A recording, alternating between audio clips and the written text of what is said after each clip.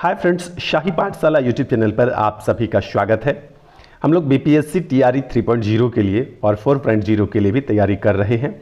और आज जो मैं उपस्थित हुआ हूँ यह प्रीवियस प्रश्न को लेकर के उपस्थित हुआ हूँ, पहले पूछे गए प्रश्न को लेकर के उपस्थित हुआ हूँ।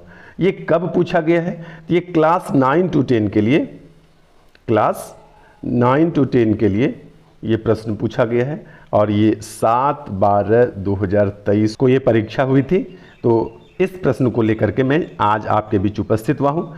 जितने भी मैथ है अथवा हिस्ट्री है और साइंस के प्रश्न हैं और जो भी प्रश्न है उसकी पूर्ण व्याख्या के साथ मैं आपके बीच उपस्थित हुआ हूँ। अब बोर्ड का आंसर की के साथ मैं यहाँ पर आंसर लेकर के आया हूँ। तो बोर्ड कुछ कुछ प्रश्न पर ऐसे उत्तर को ले लिए हैं जो मेरे ख्याल से कहीं ना कहीं वह त्रुटिपूर्ण है, तो उस बात पर भी हम लोग डिटेल में चर्चा करेंगे। प्रीवियस प्रश्न बीच बीच में इसलिए देख लेने चाहिए क्योंकि जो पहले परीक्षा हो चुके हैं उसके प्रश्न और जो अब आपसे प्रश्न पूछा जाएगा, जिस एग्जाम की आप तैयारी कर रहे हैं उस परीक्षा के प्रश्न, दोनों में बहुत ज़्यादा अंतर नहीं होगा। इसलिए बीच बीच में आपको प्रीवियस प्रश्न की प्रैक्टिस जरूर कर लेनी चाहिए। तो आइए एक एक करके बारी बारी से शुरू करते हैं। पहले 8 प्रश्न मैथमेटिक्स के होते हैं, तो मैथमेटिक्स के प्रश्न की शुरुआत करते हैं। बहुत आसान प्रश्न है। राम एक कार को 12 घंटे में मरम्मत कर सकता है, ठीक कर सकता है। राम और श्याम दोनों मिलकर के, राम जो है कितना देर में मरम्मत करेगा? 12 घंटा में। और राम और प्लस श्याम दोनों मिलकर इसकी मरम्मत 8 घंटे में करता है। दोनों का एलसीएम लेंगे तो कितना हो जाएगा? 24 हो जाएगा। दोनों का एलसीएम कितना हो जाएगा? 24 हो जाएगा। तो जितना टाइम, ये 12 गुना 2 करके 24 होगा, तो राम की इफिशियंसी 2 यूनिट की है। और 8 को 3 टाइम्स गुना करके, 3 बार गुना करके 24 पूरेगा। यानी दोनों मिला करके एफिशिएंसी कितनी है? 3 यूनिट की। तो राम की अकेले 2 यूनिट की इफिशियंसी है, दोनों मिला करके 3 यूनिट हुई। तो श्याम की इफिशियंसी कितनी है? 1 यूनिट की, क्योंकि राम अकेले 2 यूनिट है, दोनों मिला करके 3 यूनिट है। तो राम 2 यूनिट और प्लस 1 यूनिट श्याम, दोनों मिला करके 3 यूनिट की इफिशियंसी होती है। अब आपसे पूछा कि श्याम अकेले यदि उसी कार की मरम्मत करवाएंगे तो कितने समय में लगाएगा? तो समय बराबर होता है टोटल वर्क बटे इफिशियंसी। तो टोटल वर्क अपने पास कितना है? एलसीएम लिए थे, वो टोटल वर्क होता है 24 और श्याम की इफिशियंसी है 1 यूनिट की। भाग देंगे, क्या उत्तर होगा? 24। अतः इसको 24 घंटे लगेंगे मरम्मत करने के लिए। दिन रात करते रहिए तब पूरा होगा। आइए उसके बाद दूसरा 32 नंबर प्रश्न क्या कहता है कि 297 किलोमीटर की दूरी तय करने के लिए ट्रक को 54 लीटर डीजल की आवश्यकता होती है। तो क्या मतलब हुआ कि 297 लीटर यदि डीजल है तो कितना चलेंगे? 297 किलोमीटर की दूरी तय करने के लिए कितने लीटर की आवश्यकता पड़ी? 54 लीटर की। तो 1 किलोमीटर चलने के लिए कितना चाहिए? 54 और बटे 297 और फिर कितना? 1 किलोमीटर के लिए इतना, तो 550 किलोमीटर के लिए कितना? तो 550 किलोमीटर के लिए हो जाएगा इतना गुना 550। जब आप इसे कटाएंगे तो कटाने के बाद इसका पूरा कट कर कितना आ जाएगा? ये हो जाएगा आपका 100 लीटर। ये जो कटाएंगे तो कितना कट कर आ जाएगा? पूरा कट कर 100 आ जाएगा। तो सही उत्तर हो जाएगा आपका 100 लीटर। ठीक है, विकल्प बी यहाँ पर सही जवाब हो जाता है। उसके बाद आइए चलते हैं क्वेश्चन नंबर 33 पर। 33 नंबर प्रश्न क्या कहता है? यह प्रश्न है आसान, लेकिन चूंकि आप लोग जब 9th और 10th में पढ़ते हैं तो उस समय आपको कुछ ये थ्योरम जो होता है ये भारी लगता है। और भारी लगने के कारण थ्योरम बाद के समय में कम विद्यार्थियों से बनता है। ऐसा नहीं कि नहीं बनता है, लेकिन अन्य चैप्टर की तुलना में थ्योरम का कंसेप्ट जो है कम विद्यार्थी को समझ में आता है। तो थोड़ा डिटेल से आप समझ लेंगे। यहाँ पर प्रश्न में दिया हुआ है, जैसा फिगर है यही भाषा वहाँ पर लिखा हुआ है कि एक समकोण त्रिभुज है MNO और MN की दूरी 6 सेंटीमीटर है, N और O के बीच की दूरी 8 सेंटीमीटर है और NP जो है ये MO पर लंब है। लंब कहने का मतलब ये हो जाता है कि यहाँ पर इस दोनों रेखा के बीच में, जैसे यहाँ से यहाँ पर 90 डिग्री का कोण बन रहा है, यही मतलब हो जाता है लंब का। तो इसको बनाएंगे कैसे? तो आपको लग रहा होगा कि 2 प्रकार से इसका क्षेत्रफल निकाल सकते हैं। और हम लोग जानते हैं समकोण त्रिभुज का क्षेत्रफल होता है आधार गुना ऊंचाई। तो एक बार आधार गुना ऊंचाई इधर से कर लेंगे और दोबारा क्या करेंगे? ये पूरा आधार गुना ऊंचाई। तो 1/2 गुना आधार गुना ऊंचाई, 1/2 गुना आधार के लिए बेस लिख देते हैं, ऊंचाई के लिए h लिख देते हैं, और उधर भी यही हो जाएगा 1/2 और ये वाला आधार गुना इधर वाला ऊंचाई। तो इसमें क्या करेंगे 1/2 गुना, फिर से इस बार छोटी b और छोटी h लिख देते हैं, इधर बड़ी h लिख देते हैं। ठीक है, अब देखिए आपके पास 6 और 8 दिया हुआ है, तो ये यदि 6 है तो 6 का स्क्वायर प्लस 8 का स्क्वायर बराबर 10 का स्क्वायर। ठीक है, तो ये जानते हैं आप, तो MO आपका निकल कर कितना आ जाएगा 10, चूंकि ये हो गया 10 का स्क्वायर 100, 6 का स्क्वायर 36, 8 का स्क्वायर 64, 64 36 बराबर 100, तो ये हो गया 10।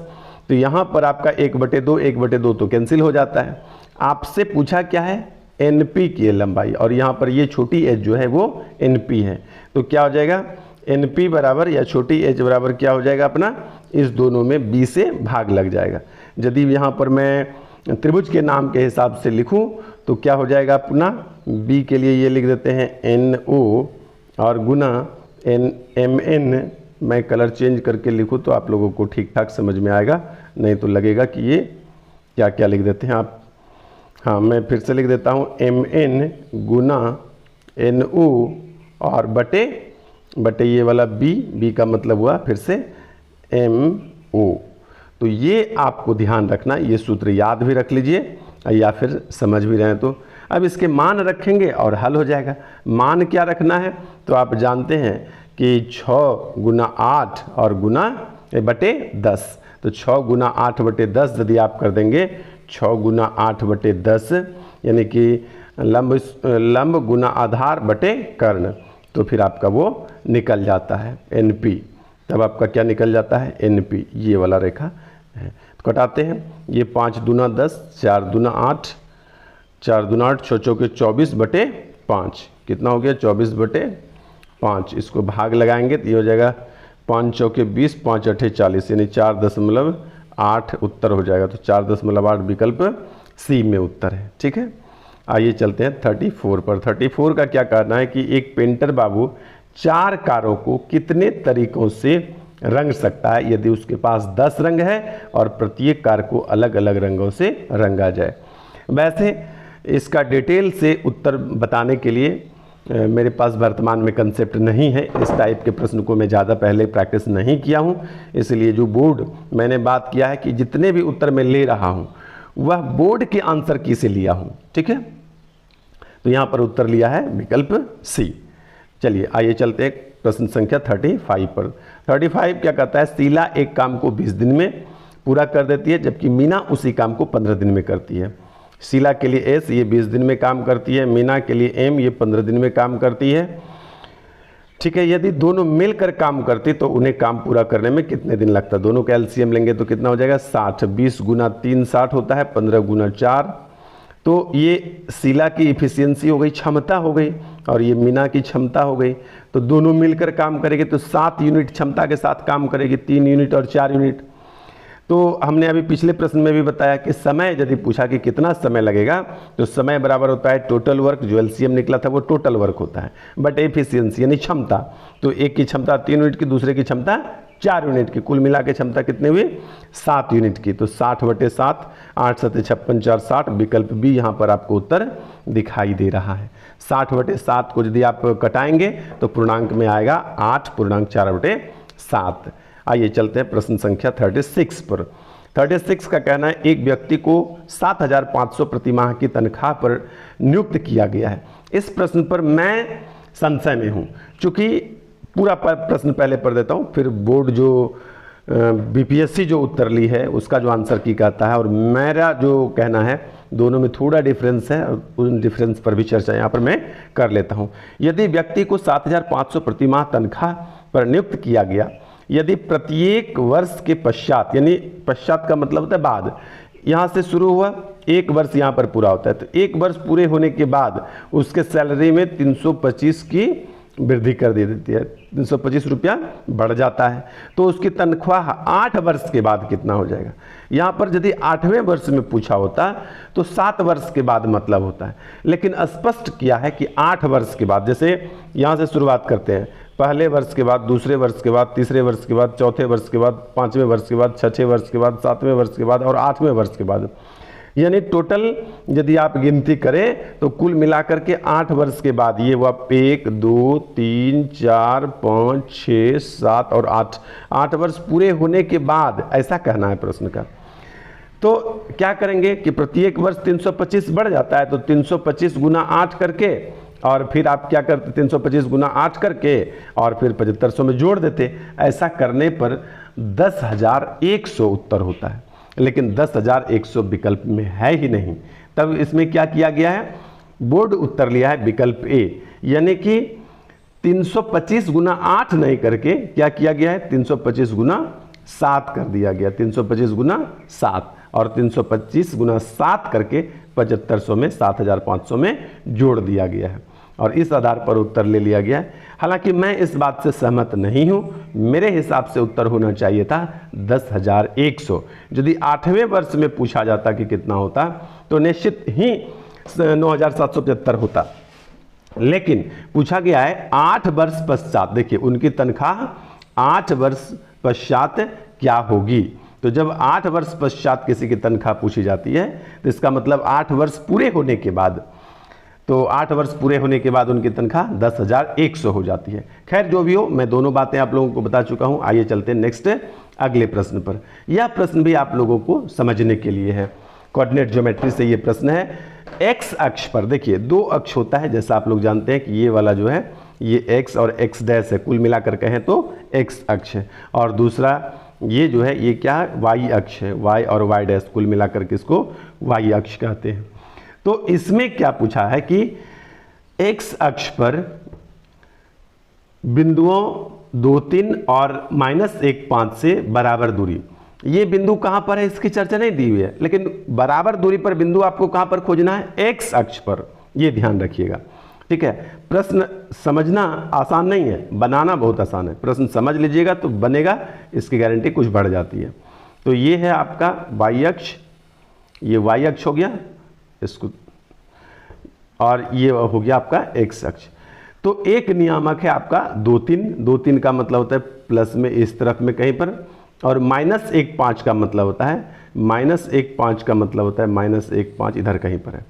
अब आपको इन दोनों नियामक से एक्स अक्ष पर एक ऐसा बिंदु खोजना है जो दोनों नियामक से क्या होगा, दोनों बिंदुओं से बराबर दूरी पर हो।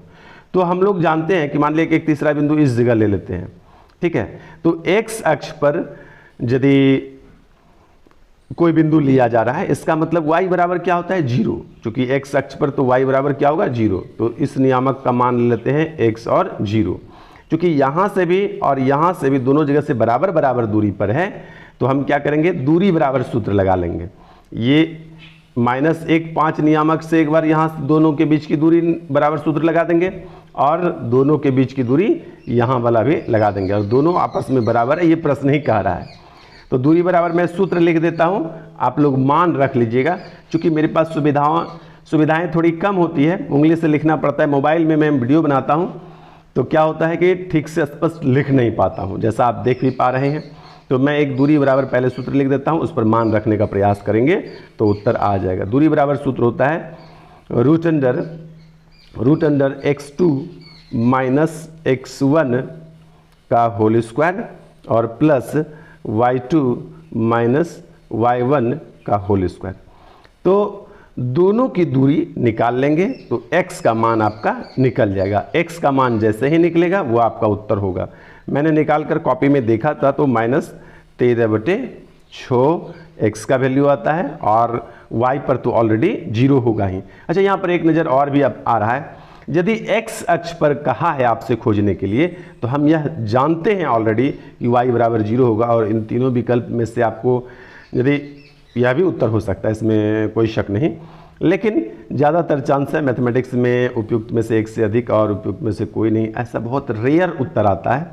तो आप रिक्स लेकर के उत्तर लेना चाहें तो ये ले भी सकते हैं, क्योंकि x अक्ष पर खोजा गया तो y बराबर कितना होगा 0, और जो नियामक में पहला मान होता है वो x का मान होता है, और दूसरा मान जो होता है वो y का होता है। तो यहाँ पर यदि 2 3 लिखा हुआ है तो 2 है x बराबर और y बराबर है 3।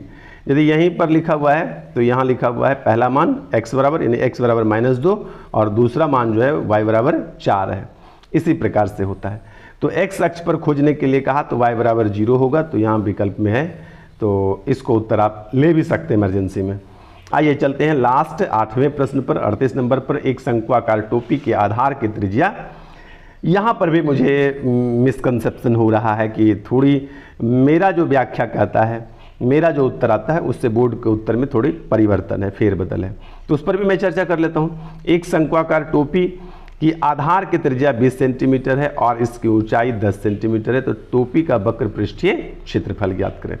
देखिए इस प्रकार से शंकु के आकार की एक टोपी बनी हुई है, इसकी ऊंचाई दी हुई है आपको कितना है 10 सेंटीमीटर और इसके आधार की त्रिज्या कितनी है 20 सेंटीमीटर। यदि आधार की त्रिज्या 20 सेंटीमीटर है, ठीक है, और ऊंचाई 10 सेंटीमीटर दी हुई है, तो ये तिरछी ऊंचाई को L बोलते हैं। तो L बराबर आप निकाल लेंगे 20 का स्क्वायर प्लस 10 का स्क्वायर, 20 का स्क्वायर 400, 10 का स्क्वायर 100, 500 हो गया और 500 पर रूट, यदि 500 का रूट निकालेंगे तो 10 रूट 5 आएगा, ठीक है। 500 का रूट कितना होगा 10 रूट 5, ये हमारा क्या हुआ तिरछी ऊंचाई L हो गया। और यदि वक्र पृष्ठीय क्षेत्रफल निकालने के लिए कहा गया है, देखिए एक शंक्वाकार टोपी के आधार की त्रिज्या है, इसकी ऊंचाई दी हुई है, टोपी का वक्र पृष्ठीय क्षेत्रफल ज्ञात करें।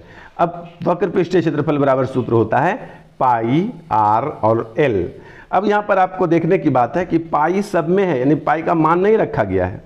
आर बराबर अभी यहाँ पर दिया हुआ ही है, आर बराबर 20 सेंटीमीटर, ठीक है, और एल बराबर हम लोग अभी अभी निकाले हैं, कितना निकाले 10 रूट 5, तो पाई अपने जगह पर रखा रहेगा।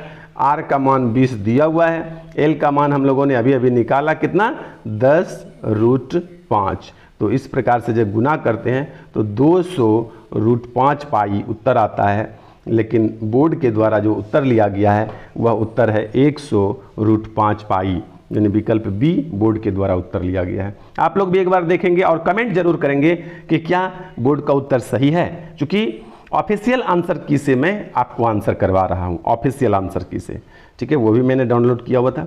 तो ऑफिशियल आंसर की के हिसाब से क्या उत्तर सही है आप लोग हमें कमेंट जरूर करेंगे।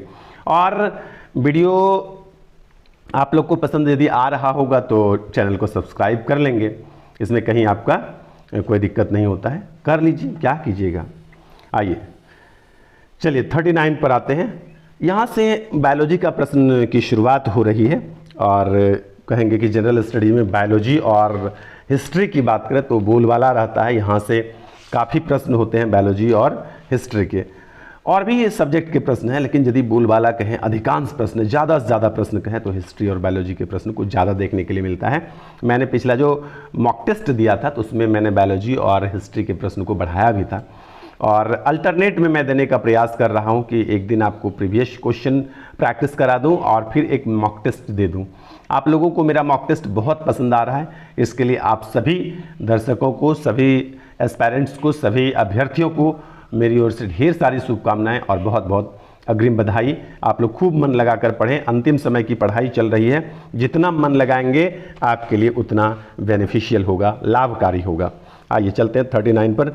रक्त पट्टिकाणु मदद करते हैं, देखिए इसको ब्लड प्लेटलेट्स बोलते हैं, अंग्रेजी में ब्लड प्लेटलेट्स बोलते हैं। आरबीसी उत्पादन में, रक्त अस्कंदन में, डब्ल्यूबीसी उत्पादन में। मैं आपको बता दूं कि ब्लड जो जनरेट होता है, ब्लड जो बनता है, उत्पादन होता है, वह बोन मैरो में बनता है, अस्थि मज्जा में बनता है, ठीक है। और 3 मुख्य कण होते हैं ब्लड में, रक्त में। एक का नाम है आरबीसी यानी लाल रक्त कण, आरबीसी लाल रक्त कण को ल्यूकोसाइट्स भी कहते हैं, ठीक है। दूसरा होता है डब्ल्यूबीसी जिसको श्वेत रक्त कण हिंदी में कहते हैं, और इसको अंग्रेजी में मोनोसाइट्स भी कहते हैं, ठीक है। तीसरा है रक्त पट्टिकाणु यानी ब्लड प्लेटलेट्स, इसको एरिथ्रोसाइट्स भी कहते हैं। तो ये नाम भी आप याद रखेंगे। तीनों का काम मैं एक बार बता देता हूं, ध्यान से सुनेंगे। आरबीसी, इसमें जो आरबीसी का जो हिस्सा होता है इसमें हीमोग्लोबिन पाया जाता है, ठीक है। आरबीसी में हीमोग्लोबिन पाया जाता है और इसी हीमोग्लोबिन के कारण रक्त लाल दिखाई देता है। हीमोग्लोबिन का काम क्या होता है? शरीर में ऑक्सीजन उपलब्ध कराना और शरीर में उपापचय क्रिया के दौरान बन रहे कार्बन डाइऑक्साइड को शरीर से बाहर करना, ठीक है। तो आरबीसी का मूल रूप से क्या काम हो गया? गैसों का, ऑक्सीजन ला रहे हैं, कार्बन डाइऑक्साइड बाहर कर रहे हैं, तो मूल रूप से क्या हुआ? ये सब कार्बन डाइऑक्साइड और ऑक्सीजन क्या है? गैस है। तो गैसों का परिवहन करना गैस और उसके साथ कुछ मिनरल्स का परिवहन करना, ये आरबीसी का काम हो जाता है। रक्त पट्टिकाणु का काम हो जाता है रक्त अस्कंदन, यानी रक्त को थक्का जमने में मदद करता है। यहाँ पर विकल्प बी क्या हो गया आपका उत्तर हो जा रहा है, यहाँ उत्तर हो गया विकल्प बी, सॉरी मैं शी में टिक कर दे रहा हूँ, बी रक्त अस्कंदन में यानी रक्त को थक्का जमने में। WBC जिसको कि मोनोसाइट्स भी कहते हैं, इसका काम है शरीर में प्रतिरोधकता उत्पन्न करना, रोग से लड़ने की क्षमता उत्पन्न करना। आइए चलते हैं उसके बाद नेक्स्ट 40 पर। 40 नंबर प्रश्न कहता है कि एरोमेटिक यौगिक का मुख्य स्रोत है। दो प्रकार के यौगिक होता है, एलिफैटिक और एरोमेटिक। ठीक है, एरोमेटिक यौगिक चक्रीय अणु होते हैं, ध्यान से सुनिएगा। एरोमेटिक यौगिक चक्रीय अणु होते हैं जिसमें बारी बारी से एक और दोहरे बंध होते हैं। जैसा आप लोग बेंजीन देखे होंगे, यदि कार्बन 6 से इस प्रकार से लगा दूं मैं, ठीक है, तो एक फिर डबल बॉन्ड, फिर सिंगल, फिर डबल बॉन्ड, फिर सिंगल, फिर डबल बॉन्ड, इस प्रकार से जो है कि बेंजीन की संरचना होती है। तो यही बात मैं कह रहा हूं कि एक तो ये चक्रीय है, जैसा देख पा रहे हैं आप, जिसमें बारी बारी से एक और दोहरे बंध होते हैं, एक और दोहरा, एक और दोहरा, फिर एक और दोहरा बंध बना हुआ है। एरोमेटिक यौगिक में उनके संयुग्मिक वलय दोहरे बंध होते हैं। संयुग्मिक मतलब होता है एक, और फिर वही कहने का मतलब है। और एलिफैटिक क्या होता है, इसको भी थोड़ा समझ लेते हैं। एलिफैटिक यौगिक कार्बनिक अणु होते हैं जिसमें कोई carbon double carbon triple carbon bond नहीं देता है। ठीक है, वे रैखित, शाखित व चक्रीय दोनों हो सकता है, लेकिन इसमें डबल अथवा ट्रिपल बॉन्ड बिल्कुल भी नहीं देता है। किसमें, एलिफैटिक में। और एरोमेटिक में एक तो वो चक्रीय होगा ही, और दूसरा क्या होगा कि अल्टरनेट में सिंगल, डबल, कभी कभी ट्रिपल भी ऐसा भी हो सकता है।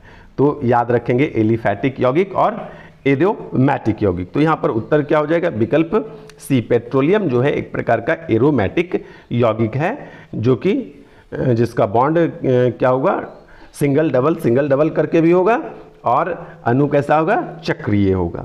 आइए चलते हैं प्रश्न 41 पर। क्या कहता है कि किसी पेड़ की उम्र की गणना की जाती है, किस प्रकार से गणना की जाती है। तो यहाँ पर ऑप्शन को थोड़ा सा बड़ा करके रखा गया है। तो सीधा जाने कि किसी पेड़ की आयु कैसे ज्ञात करते हैं, तो उसके वार्षिक वलय को गिनकर, एक वर्ष में एक वलय बनता है। इस तरह से तना को यदि आप काटेंगे तो इस प्रकार से वार्षिक वलय बना हुआ रहता है। इसी वलय को गिनकर किसी पेड़ की आयु ज्ञात की जाती है। तो ये वलय अच्छा दिखता है कब, जमीन से 1 मीटर ऊपर जब काटेंगे तो बहुत सुंदर वलय दिखता है। बाकी आप नीचे भी काटेंगे तब भी वलय दिखता है। तो यहाँ थोड़ा सा बड़ा करके रखा गया है, जमीन से 1 मीटर ऊपर तने के घेरे की माप से। ठीक है, तो घेरे की संख्या से एक्चुअली होता है। एक दो प्रश्न इससे रिलेटेड यहाँ पर जान लेना आप लोगों के लिए बहुत अच्छी बात है। एक तो हो गया कि किसी पेड़ की आयु कैसे ज्ञात करते हैं, तो उसका वार्षिक वलय गिनकर, तने के घेरे को मापकर। ठीक है, दूसरा होता है कि जीवाश्म की आयु का पता कैसे लगाते हैं। जीवाश्म किसको बोलेंगे, जैसे कि कोयला है, ये जीवाश्म है। पेट्रोलियम है, ये क्या है, जीवाश्म है। जानवर का यदि अस्थि वगैरह है तो वो जीवाश्म है। लकड़ी बहुत दिन से दबा चपा है तो वो जीवाश्म है। तो किसी जीवाश्म का जो आयु है उसका पता लगाने के लिए हम लोग कार्बन डेटिंग का प्रयोग करते हैं। डेटिंग का हिंदी मीनिंग होता है काल निर्धारण, यानी कार्बन काल निर्धारण या कार्बन डेटिंग के द्वारा किसी जीवाश्म की आयु का पता लगाते हैं। और यदि पृथ्वी की बात करें, चट्टान की बात करें, पहाड़ की बात करें, तो इन सभी चीज़ों की आयु ज्ञात करते हैं कैसे, यूरेनियम डेटिंग के द्वारा। तो 3 यहाँ पर बात आप लोग को याद रखना है, किसी पौधे की आयु उसके तने के वार्षिक वलय को गिन करके, और किसी जीवाश्म की आयु कार्बन डेटिंग के द्वारा, और कि पृथ्वी, चट्टान, पहाड़ आदि की आयु यूरेनियम डेटिंग के द्वारा ज्ञात किया जाता है। आइए चलते हैं प्रश्न संख्या 42 पर। 42 का कहना है कि गुणसूत्र पर जीन की व्यवस्था होती है। तो गुणसूत्र पर जो जीन की व्यवस्था होती है वो किस प्रकार की होती है, ये प्रश्न पूछा गया है। तो गुणसूत्र पर जीन की व्यवस्था रैखित होती है। आप लोगों को जान लेना बहुत आवश्यक है कि गुणसूत्र पर जीन की स्थिति को लोकस कहा जाता है, LOCUS। ठीक है, गुणसूत्र पर जीन की स्थिति को अंग्रेजी वर्ड लोकस कहा जाता है। जीन के स्थान का पता लगाने और जीन के बीच की दूरी को मापने की एक विधि को क्या कहते हैं, जीन मानचित्रण कहा जाता है। जीन की व्यवस्था किस प्रकार से अरेंज है और कितने कितने दूरी पर है, इस बात को समझने के लिए क्या कहते हैं, जीन मानचित्रण किया जाता है उस विधि को, ठीक है, जीन मानचित्रण कहा जाता है। और जीन मानचित्रण का उपयोग जीन की रैखिक व्यवस्था की पहचान के लिए किया जाता है। तो यही याद रखना था आपको, किस तरह की व्यवस्था होती है, तो रैखिक व्यवस्था होती है। आप लोगों को यहाँ पर मैं बता दूँ, गुणसूत्र की चर्चा हो रही है, तो मानव में गुणसूत्र जो होता है वह 23 जोड़ी होता है, ठीक है। 22 जोड़ी गुणसूत्र जो होता है वह नॉर्मल गुणसूत्र होता है, और 23वीं जोड़ी जो होता है वह सेक्स क्रोमोसोम होता है, लिंग गुणसूत्र होता है। इसको 22 जोड़ी प्लस XX बोलते हैं हम लोग। तो XX का मतलब होता है फीमेल गुणसूत्र को शो कर रहा है, और XY यदि बात करें तो यह मेल क्रोमोसोम। तो यही XX और XY जो होता है ये सेक्स क्रोमोसोम मतलब लिंग गुणसूत्र होता है। और XX महिलाओं में पाया जाता है, XY जो है वह पुरुष में पाया जाता है। तो संतान के पुरुष अथवा स्त्री होने का निर्धारण जो है वह पुरुष के गुणसूत्र पर निर्भर करता है, ठीक है। आइए चलते हैं। अच्छा, एक चीज़ और भी कि गुणसूत्र किसका बना होता है, ये प्रश्न आपसे पूछा जा सकता है। तो गुणसूत्र जो होता है DNA और प्रोटीन का बना होता है। गुणसूत्र का काम क्या होता है, तो गुणसूत्र का काम होता है वंशागति निर्धारण में ये सहायक होता है, आनुवांशिकता के लिए उत्तरदायी होता है, ठीक है। एक पीढ़ी से जो दूसरी पीढ़ी तक गुणों का स्थानांतरण होता है, इसके लिए कौन उत्तरदायी होता है, तो गुणसूत्र ही उत्तरदायी होता है। आइए चलते हैं 43 नंबर प्रश्न पर। अनुलिपिकरण समापक त्रिक होता है। तो ये अनुलिपिकरण समापक त्रिक क्या होता है, तो उत्तर पहले मैं बता दूं कि UAA होता है, लेकिन UAA आपको ऐसे ही समझ में नहीं आएगा, इसको थोड़ा सा सुन लीजिए तो समझ में आ जाएगा, और पढ़ाई समझ कर करें तो ज़्यादा अच्छा। UAA ये सही उत्तर है। सबसे पहले अनुलिपिकरण, जिसको हिंदी में बोलें तो प्रोटीन संश्लेषण कहते हैं, और फिर प्रोटीन संश्लेषण को अंग्रेजी में बोलें तो ट्रांसलेशन कहते हैं। ट्रांसलेशन का मतलब अंग्रेजी वाला ट्रांसलेशन नहीं, बल्कि बायोलॉजी में यदि आप ट्रांसलेशन पढ़ते हैं तो इसका मतलब होता है प्रोटीन का बनना, प्रोटीन संश्लेषण होना।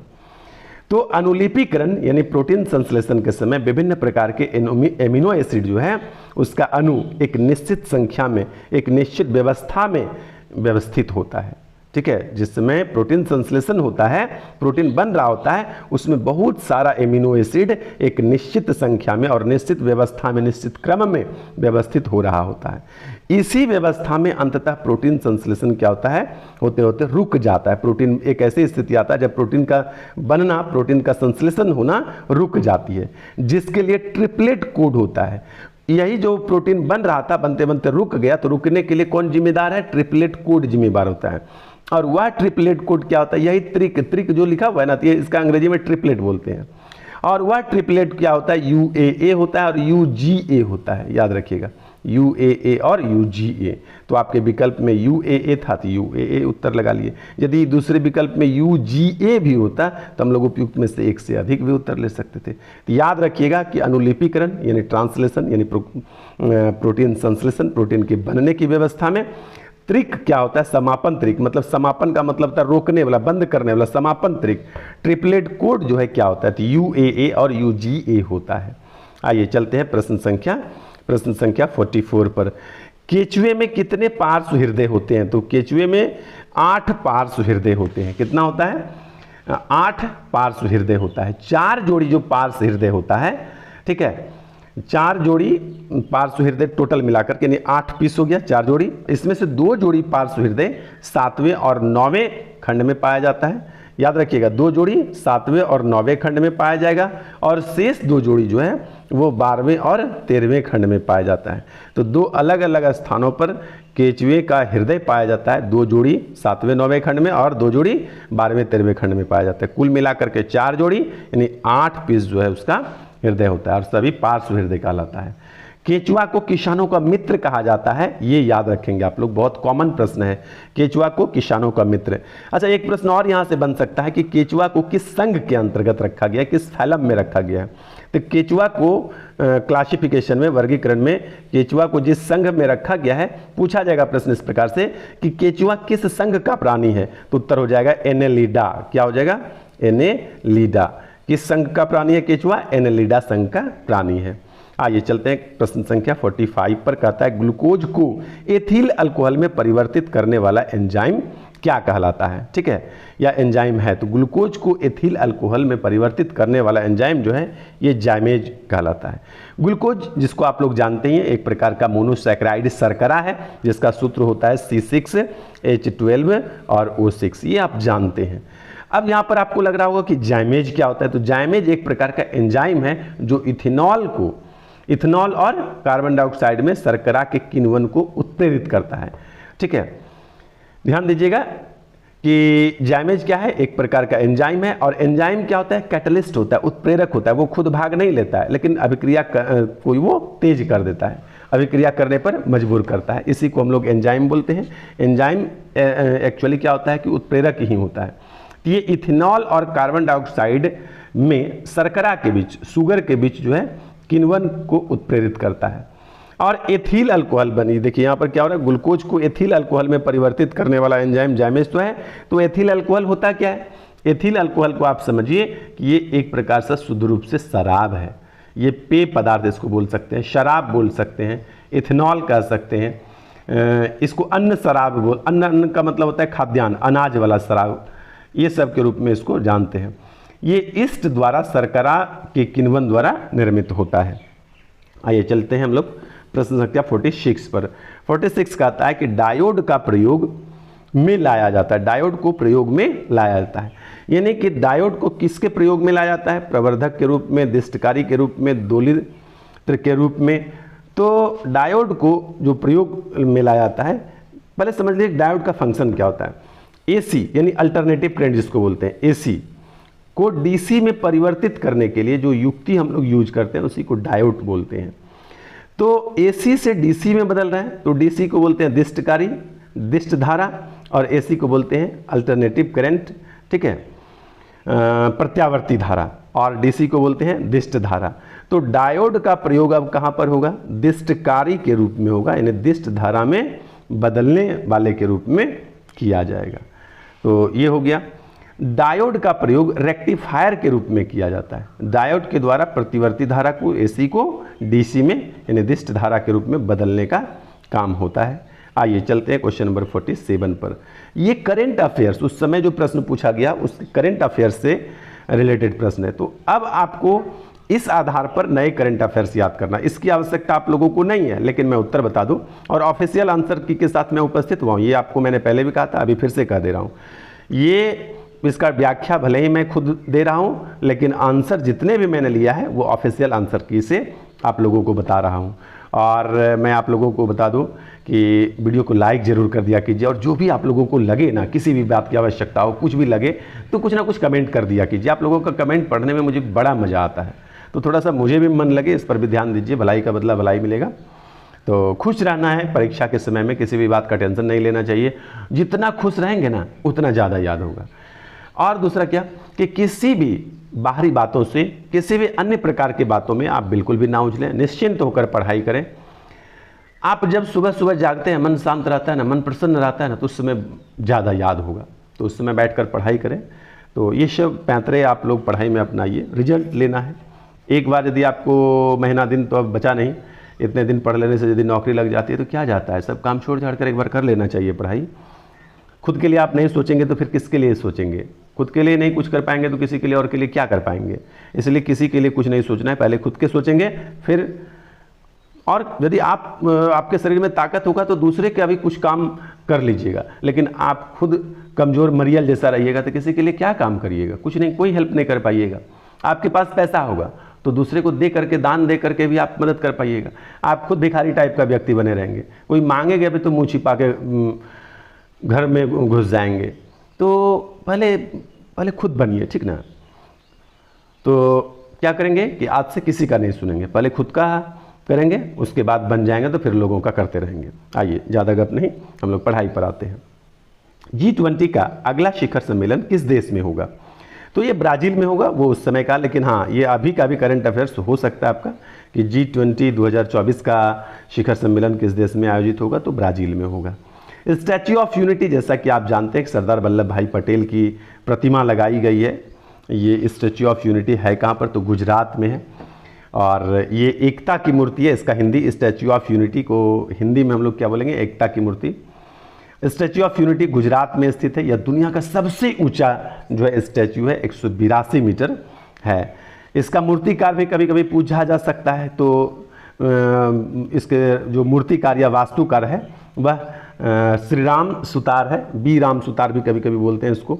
सरदार पटेल की प्रतिमा जो है यह सरदार सरोवर बांध है, वहीं पर लगाया गया, छोटा सा एक द्वीप है और उस द्वीप का नाम भी सरदार से ही शुरू होता है। ठीक है, सरदार पटेल की प्रतिमा कहाँ पर है? सरदार सरोवर बांध के पास। और ये बांध जो है कि सिंधु नदी के द्वीप पर बना हुआ है, गुजरात में स्थित है। और आप लोगों को मालूम ही है कि लौह पुरुष कहा जाता है, और लौह पुरुष,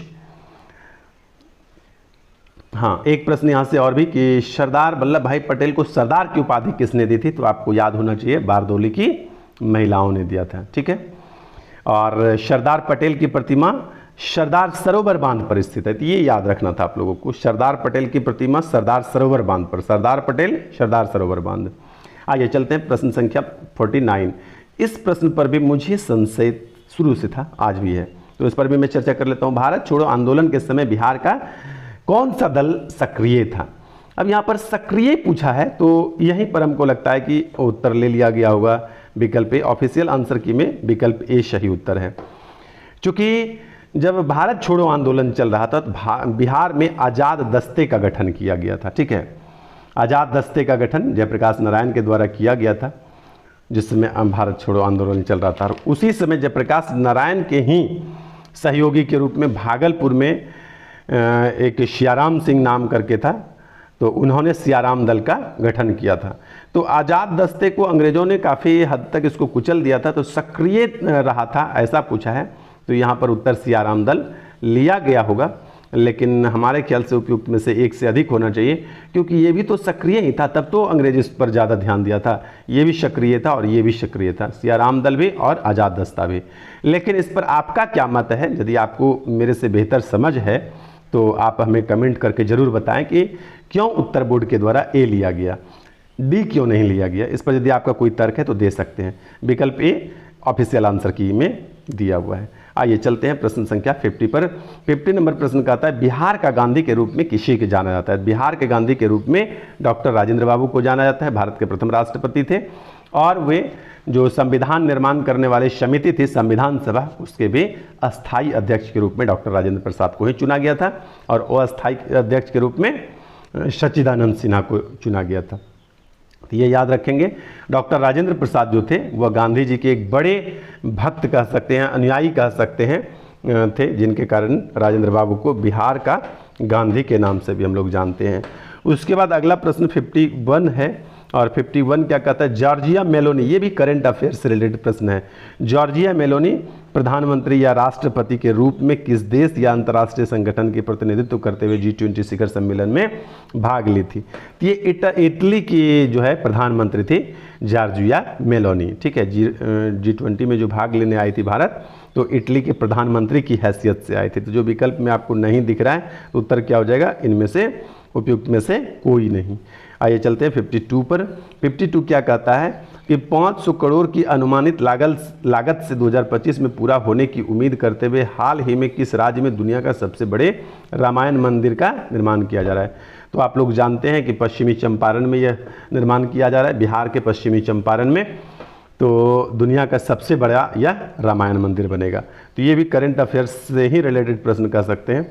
आइए चलते हैं 53 भी करंट अफेयर्स से रिलेटेड प्रश्न है। हाल ही में कौन सा देश नाटो का 31वां सदस्य बना है? तो नाटो का जो 31वां सदस्य बना है वो फिनलैंड बना है। नाटो का 31वां सदस्य कौन बना है? फिनलैंड बना है। जब रूस यूक्रेन वॉर चल रहा था तो उसी बीच फिनलैंड जो है कि नाटो का सदस्य बन गई है। विश्व प्रेस स्वतंत्रता सूचकांक 2023, ये भी उस समय का करंट अफेयर्स है। अब आपको 2024 का ये वाला रैंक याद कर लेना है। तो 161वां रैंक जो है, वर्तमान में 159 रैंक हुआ है, तो 2 अंकों की छलांग लगाई है भारत ने, तो ये याद रख लीजिएगा। और उस समय 161वां रैंक था। आइए चलते हैं क्वेश्चन नंबर 55 पर। सूर्य से पृथ्वी की कितनी दूरी है, या दूरी कितनी है? ये 93 तो ये सही उत्तर हो जाएगा आपका 55 है ना, तो 93 मिलियन मील। ठीक है, कितना मिलियन मील हो जाएगा? 93 मिलियन मील। सूर्य से पृथ्वी की कितनी दूरी है? तो 93 मिलियन मील दोनों के बीच की दूरी है। और सूर्य से प्रकाश को पृथ्वी पर आने में कितना समय लगता है? तो 8.3 मिनट का समय लगता है, ये याद रखेंगे। ठीक है, सूर्य से पृथ्वी पर प्रकाश आने में कितना समय लगेगा? 8.3 मिनट, अथवा आप कह सकते हैं कि 500 सेकेंड भी कभी कभी आप उत्तर ले सकते हैं, 500 सेकेंड या 8.3 मिनट। और पृथ्वी से चंद्रमा के बीच की दूरी यदि कभी आप लोगों को पूछ दिया जाता है तो आप क्या उत्तर लेंगे? 384 फिर 000, इतना क्या? किलोमीटर। ठीक है, तो 3,84,000 किलोमीटर जो है पृथ्वी से चंद्रमा के बीच की दूरी है। आइए उसके बाद अगला प्रश्न बहुत ही आसान मुझे लग रहा। अच्छा, पहले हम लोग आ जाते हैं 86 पर। मैंने इधर 60 देख लेता। तो ये भी आप लोग जानते हैं, चंद्रयान 3 चंद्रमा के किस भाग पर उतरा था? भारत पहला दुनिया का देश है जो दक्षिणी ध्रुव पर जो है कि चंद्रयान भेजा है। तो ये हम लोग जानते हैं, बहुत चर्चा वाला प्रश्न था। रिक्टर स्केल की माप आप लोग जानते हैं, भूकंप की तीव्रता के लिए जो सिस्मोग्राफ है वह रिक्टर स्केल के माप पर ही काम करता है। ठीक है, उसके बाद आइए चलते हैं कुल जनसंख्या बटे कुल क्षेत्रफल। ये जनसंख्या घनत्व को दिखाता है, इकोनॉमिक्स से रिलेटेड प्रश्न है। कुल जनसंख्या एवं कुल क्षेत्रफल के अनुपात को क्या कहते हैं? जनसंख्या घनत्व कहते हैं। आइए उसके बाद कोयला नगरी, ज्योग्राफी से रिलेटेड प्रश्न हो गया। कोयला नगरी किस स्थान को कहते हैं? जब आप धनबाद जाएंगे ना तो बहुत बड़ा मतलब गेट बना हुआ है और गेट के ऊपर में लिखा हुआ है देश की कोयला राजधानी धनबाद में आपका स्वागत है। तो जब आप धनबाद जाएंगे तो ये बात आपको याद हो जाएगा कि देश की कोयला राजधानी धनबाद को कहते हैं। कोयला नगरी किस स्थान को कहते हैं? कोयला राजधानी भी कहते हैं कोयला नगरी के साथ साथ धनबाद को। और रानीगंज के बारे में मैं बता दूं आपको कि रानीगंज जो है यह भारतवर्ष का पहला ऐसा जगह है जहाँ की कोयला का खदान जो है, कोयला का जो कह सकते हैं कि धरती के अंदर से निकालने की प्रक्रिया की प्रारंभ रानीगंज पश्चिम बंगाल से ही शुरू हुई थी। आइए चलते हैं, शांत घाटी कहाँ है? ये बहुत ही कॉमन प्रश्न है, साधारण प्रश्न कह सकते हैं इसको। शांत घाटी कहाँ पर स्थित है? केरल में स्थित है। शांत घाटी कहाँ पर है? केरल में। और बराक घाटी कहाँ पर है? असम में। बराक घाटी कहाँ पर है? असम में। और उत्तराखंड का 2-3 घाटी बहुत ही इंपॉर्टेंट हो जाता है। नेलांग है, फूलों की घाटी है, जौहर घाटी है। तो नेलांग घाटी भी कई बार पूछा हुआ है और फूलों की घाटी भी। तो फूलों की घाटी, नेलांग घाटी, जौहर घाटी, ये सब कहाँ पर है? उत्तराखंड में स्थित है। पश्चिम बंगाल ऑप्शन में है, तो पश्चिम बंगाल में भी दामोदर घाटी निगम जो है, दामोदर घाटी कहाँ पर है? वो पश्चिम बंगाल में स्थित है। उसके बाद आइए चलते हैं, लिखा हुआ है जुब्बा शहनी। जुब्बा शहनी बिहार के किस जिले से संबंध रखते हैं जो स्वतंत्रता संग्राम सेनानी के रूप में प्रख्यात थे? तो जुब्बा शहनी का संबंध जो है वह मुजफ्फरपुर से है। आइए उसके बाद चलते हैं क्वेश्चन नंबर 62 पर। 62 क्या कहता है? निम्नलिखित में से कौन सा ऊर्जा का पारंपरिक स्रोत नहीं है? यहाँ पर 2 बातें आप लोगों को अच्छे से याद कर लेनी चाहिए। यदि ये 2 बात आप याद नहीं करते हैं तो फिर हमेशा प्रश्न में दिक्कत होगा। पारंपरिक स्रोत किसे कहते हैं? गैर पारंपरिक स्रोत किसे कहते हैं? गैर पारंपरिक स्रोत को ही नवीकरणीय ऊर्जा भी कहते हैं। तो पारंपरिक स्रोत जैसा कि शब्द से ही स्पष्ट होता है कि परंपरा के हिसाब से, पूर्वजों से, पुरखों से जो काम हम लोग करते रहे हैं ऊर्जा के लिए, ये हो गया परंपरागत स्रोत। ठीक है, तो परंपरागत ऊर्जा स्रोत किसको बोलेंगे? कि जिसका उपयोग हम लोग प्राचीन समय से ही करते आ रहे हैं, वो हो गया परंपरागत। गैर परंपरागत ऊर्जा स्रोत क्या हुआ? जैसे हवा है, सूरज की रोशनी से हम लोग ऊर्जा ले रहे हैं, चक्रवात है, पवन ऊर्जा है, ये सबको गैर परंपरागत अथवा नवीकरणीय स्रोत कहते हैं। परंपरागत स्रोत में क्या आ गया? तो परंपरागत स्रोत में मुख्यतः आ गया आपका खनिज, जैसे कोयला है, खनिज तेल है, प्राकृतिक गैस है, ये सब हो गया अपना परंपरागत स्रोत।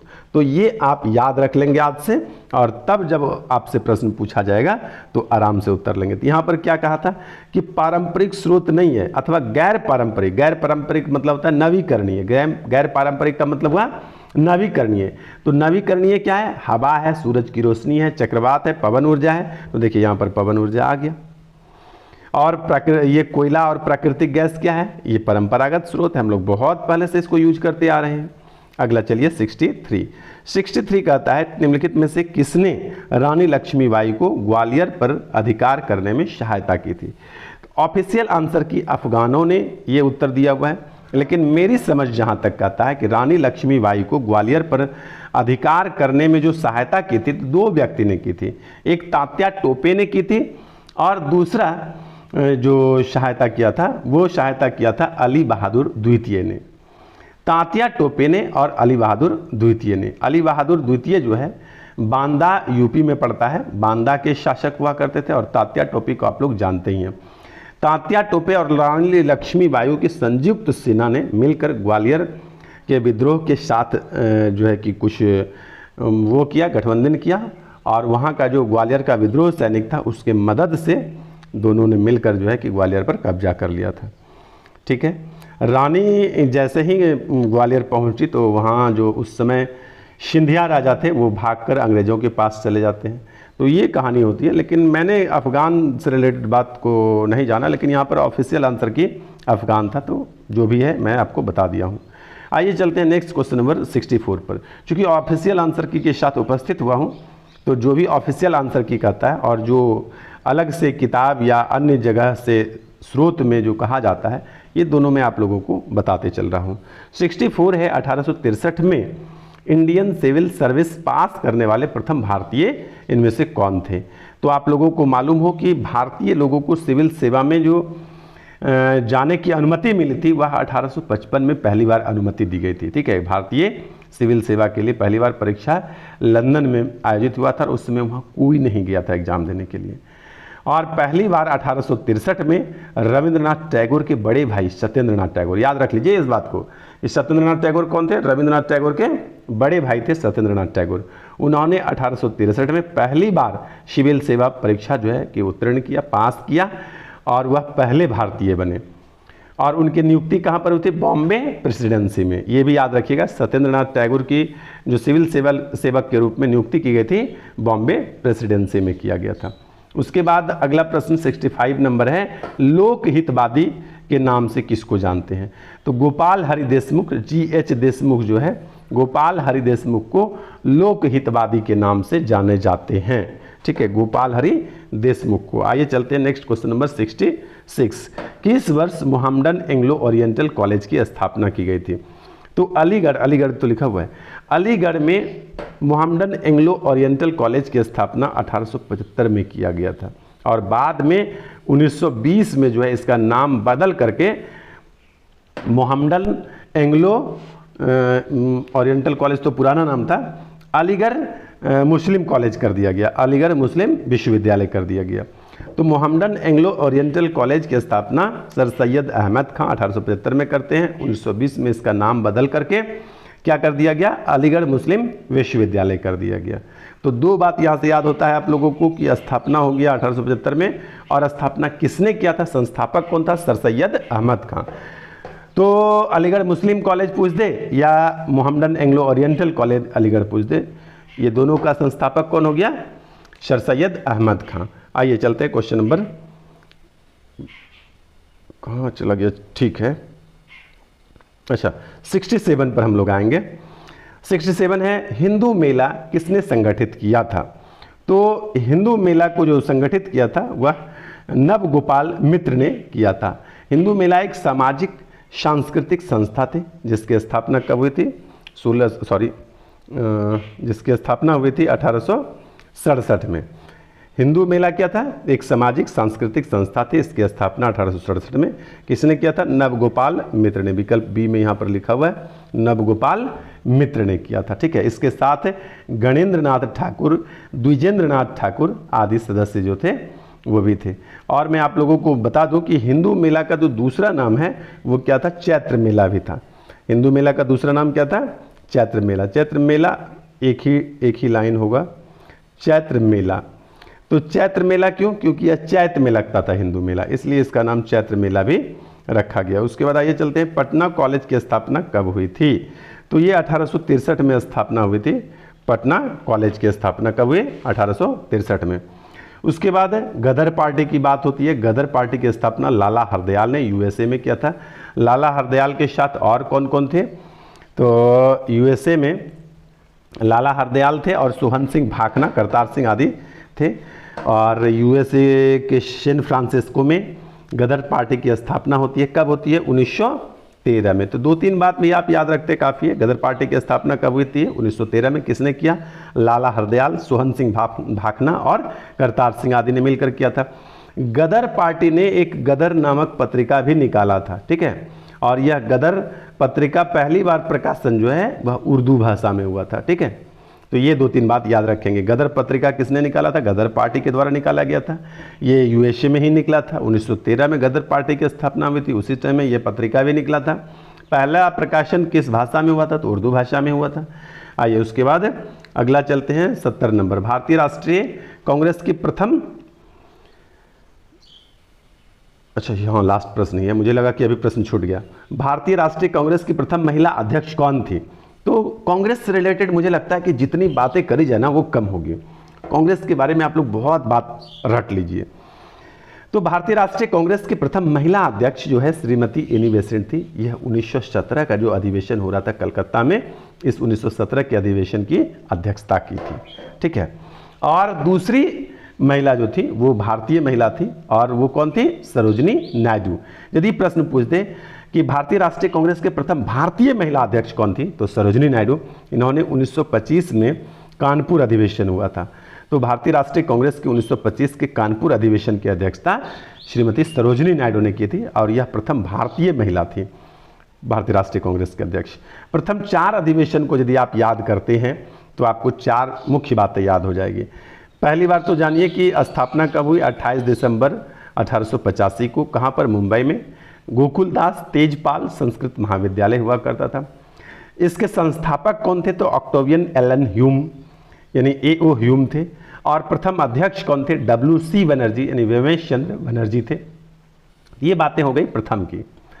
प्रथम अधिवेशन का हुआ मुंबई में। इस समय कितने अनुयायी भाग लेते यानी कितने सदस्य भाग थे? तो 72 सदस्य थे, ठीक ना। इसमें 39 सदस्य वकील थे यानी कि वकालत किए हुए थे। इन बातों को भी याद रख सकते हैं। दूसरा अधिवेशन कलकत्ता में होता है। कब? 1885 में स्थापना हुआ। दूसरा अधिवेशन होगा 86 में। कहाँ हुआ? कलकत्ता में। और इस बार अध्यक्ष कौन थे? वयोवृद्ध पुरुष दादा भाई नौरोजी। अच्छा, पूछेगा कांग्रेस का नामकरण किसने किया है? तो भारतीय राष्ट्रीय कांग्रेस का जो नाम है वो दादा भाई नौरोजी ने किया है। उसके बाद तीसरा अधिवेशन कब होता है? 1887 में होगा। 1887 में कहाँ होगा? मद्रास में होता है। इस बार अधिवेशन कहाँ होता है? मद्रास में। और मद्रास में जो अध्यक्ष होता है वो कौन होते हैं? तो बदरुद्दीन तैयब जी, प्रथम मुस्लिम अध्यक्ष। तीसरा अधिवेशन हुआ मद्रास में हुआ, और कौन बने अध्यक्ष? बदरुद्दीन तैयब जी, पहले मुस्लिम अध्यक्ष। उसके बाद चौथा अधिवेशन कहाँ होता है? ये होता है 1888 ईस्वी में। कहाँ पर होगा? तो इलाहाबाद में, जहाँ वर्तमान नाम प्रयागराज है। तो इलाहाबाद में होता है। और इसके अध्यक्ष कौन थे? जॉर्ज यूले थे। इसको प्रथम यूरोपीय अध्यक्ष भी कहते हैं अथवा प्रथम अंग्रेज अध्यक्ष भी कहते हैं। तो ये 4 अधिवेशन तो बहुत इंपॉर्टेंट हो जाता है। प्रथम अंग्रेज अध्यक्ष, इलाहाबाद अधिवेशन 1888 में हुआ था, चौथा अधिवेशन ये। मद्रास अधिवेशन 1887 में, तीसरा अधिवेशन हुआ था बदरुद्दीन तैयब जी प्रथम मुस्लिम अध्यक्ष बने। और दादा भाई नौरोजी, इनको गैर हिंदू अध्यक्ष बोलते हैं। तो ये पारसी थे, पारसियन व्यक्ति थे। तो ये कलकत्ता अधिवेशन, द्वितीय अधिवेशन की अध्यक्षता करते हैं। तो प्रथम गैर हिंदू अध्यक्ष हो गया आपका दादा भाई नौरोजी, प्रथम मुस्लिम अध्यक्ष हो गया बदरुद्दीन तैयब जी, और प्रथम अंग्रेज अध्यक्ष हो गया आपका जॉर्ज यूले। तो 85, 86, 87, 88 प्रथम 4 अधिवेशन 4 अलग अलग समुदाय के लोगों ने किया था। यदि गांधी जी की बात करें तो एकमात्र अधिवेशन 1924 में हुआ था, बेलगांव अधिवेशन। बेलगांव अधिवेशन की अध्यक्षता आपका बदरुद्दीन तैयब जी करते हैं। 1907 की बात करें, सूरत फूट की बात करते हैं वहाँ पर। यदि 1916 में उसी फूट में फिर से मिलन हुआ था। तो भारतीय राष्ट्रीय कांग्रेस के गरम दल और नरम दल में मिलन कहाँ पर हुआ था? 1916 के लखनऊ अधिवेशन में हुआ था। लखनऊ अधिवेशन के इस अधिवेशन को लखनऊ पैक्ट के नाम से भी जानते हैं, ठीक है। और इसकी अध्यक्षता अंबिका चरण मजूमदार ने किया था। बहुत सारी बातें हैं कांग्रेस से रिलेटेड, जितनी बातें करेंगे कम पड़ेगी। तो मैक्सिमम बात कांग्रेस से रिलेटेड याद कर ले तो मुझे लगता है कि किसी भी परीक्षा में आपको 2-3 प्रश्न, कम से कम 1-2 प्रश्न तो गारंटी आप लॉक करके ही आएंगे। तो इस प्रकार से आगे भी व्याख्या के लिए बने रहिए शाही पाठशाला के साथ। आज के लिए इतना ही, धन्यवाद।